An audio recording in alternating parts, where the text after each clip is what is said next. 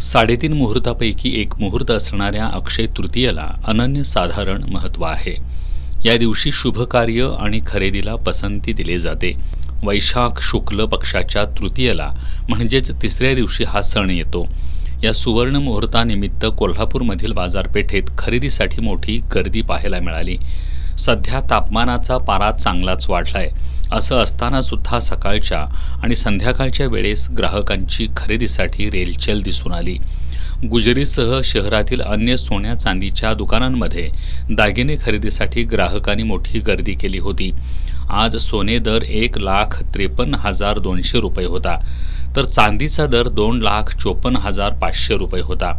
सराफ बाजारासोबतच घरगुती उपयोगाच्या इलेक्ट्रॉनिक वस्तूंमध्येही TV, fridge, home theatre, washing machine आणि AC खरेदीसाठी ग्राहकांनी पसंती दिल्याचं पाहायला मिळालं.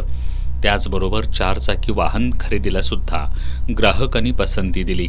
एकंदरीत आज दिवसभरात बाजारपेठेत कोट्यावधी रुपयांची उलाढाल झाली.